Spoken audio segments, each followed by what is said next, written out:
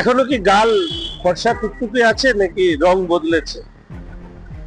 আমার মনে হয় লজ্জা, সামান্যতম লজ্জাবোধ থাকলে এসআইআর নিয়ে এবার বারবার করে সুপ্রিম কোর্টে যাওয়া বন্ধ করবে। এসআইআর নিয়ে যে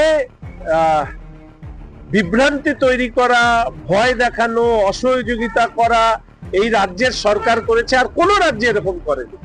দুটো রাজ্য আছে যেখানে এসআইআর হচ্ছে, যেখানে ভারতীয় জনতা পার্টির সরকার নেই, কেরালা এবং তামিলনাড়ু।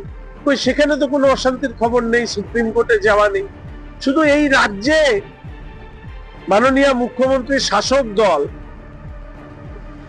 ভয়ের আতঙ্ক এতখানি এদের গলা চিপে ধরেছে, যেটা বারবার নির্বাচন এসআইআর কে নিয়ে সুপ্রিম কোর্টে যান আর ঠাস ঠাস করে থাপ্পড় খেয়ে ফিরে আসে।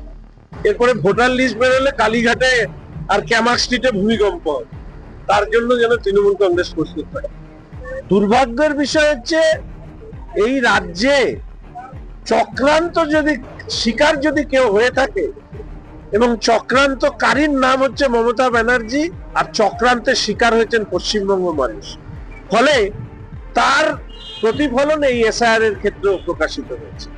জাতি ধর্ম নির্বিশেষে বোঝা দরকার যে জিহাদি মানসিকতা কিভাবে পশ্চিমবঙ্গের মানুষের স্পেস, তাদের যে আজকে জীবন, সংস্কৃতি, তাদের রুটি রুজি কেড়ে নিচ্ছে, সেটা যদি উপলব্ধি করতে পারেন তাহলে মমতা ব্যানার্জি এক মুহূর্ত এই রাজ্যে ক্ষমতায় থাকার যে জায়গা, সেই জায়গা চিরতলে সিল হয়ে যাবে।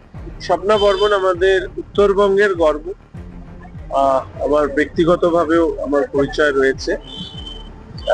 উনি তৃণমূলে যোগ দিলেন, এটা বড় খবর, নাকি স্বপ্না বর্মনদের মতন অ্যাথলেট, স্পোর্টস স্টারদেরকে পশ্চিমবঙ্গ ছেড়ে অন্য রাজ্যে কেন যেতে হয়েছিল, এটা বড় খবর।